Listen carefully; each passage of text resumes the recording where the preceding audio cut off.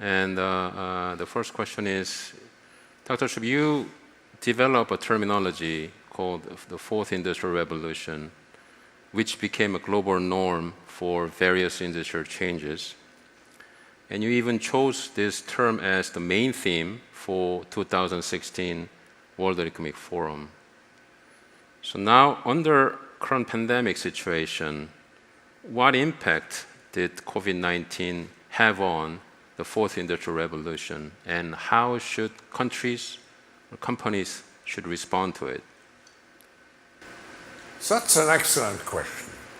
As a reminder, my notion and my book of the Fourth Industrial Revolution is that the innovations we are seeing today in terms of artificial intelligence, the Internet of Things, cloud computing, advanced robotics, and many others, together constitute a new phase in human development, on par or even exceeding previous industrial revolutions in scale and impact.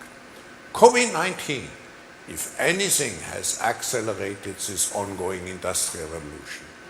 If COVID had happened even 10 years ago, we could not have imagined moving entire companies, schools, and government offices so fast online. Today, that is a reality. The Fourth Industrial Revolution has become a reality, not just for the pioneers, but for a broad range of people and workers. We are also seeing macroeconomic consequences, changes. Big tech companies such as Apple, Samsung, Alphabet, Amazon, or Facebook already are among the largest global companies, but the last months have further cemented their leading positions in the market, while others have started to lag further behind. That will prove to be not only the case now, but will be a permanent consequence of COVID-19.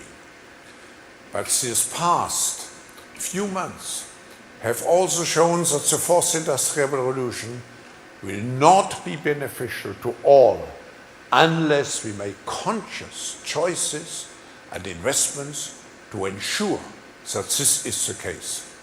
Disadvantaged school students, unskilled workers, and non-digitized companies and governments will feel the crisis much more than others.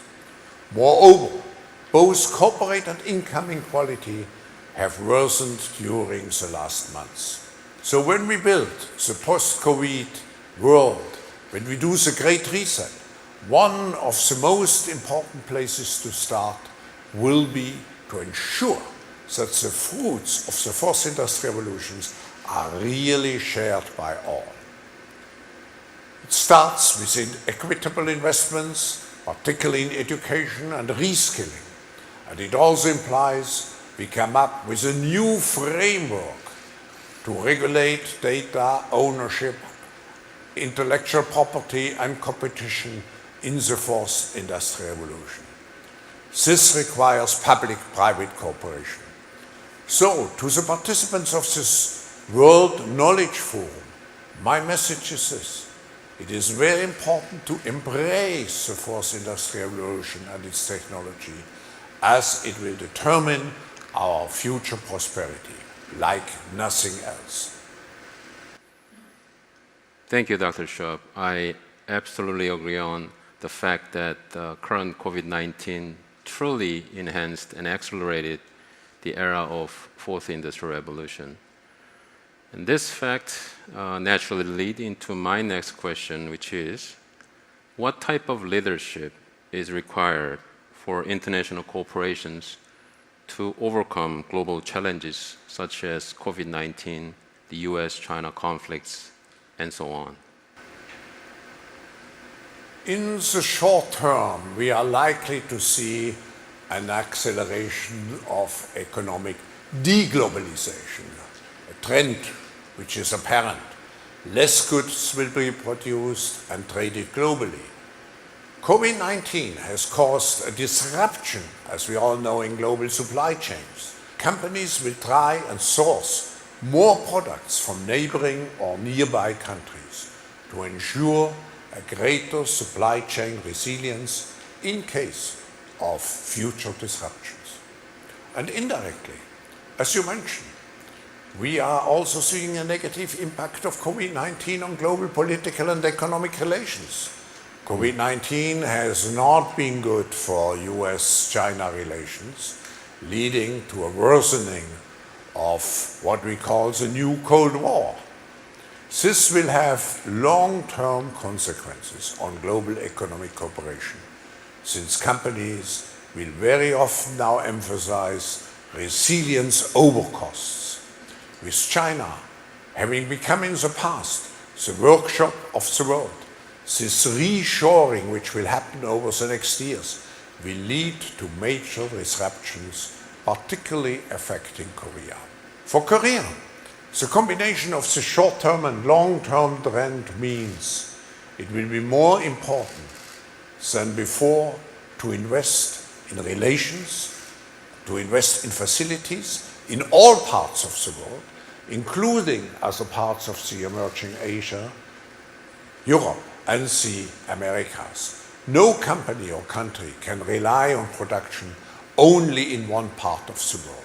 We must avoid also that this new Cold War escalates.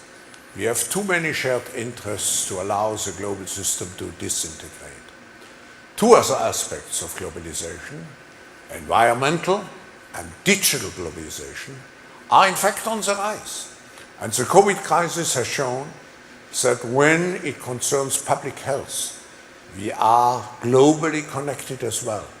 On all these fronts, collaboration is crucial, and I'm thinking particularly of vaccines, which we urgently need so well and distributed on a global level.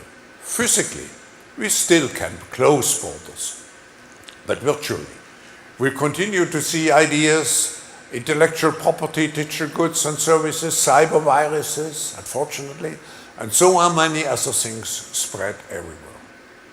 The fact that I'm speaking to you now from Geneva, I think is a perfect example. One of the consequences of COVID was that we all became more defensive and therefore more egoistic and more nationalistic.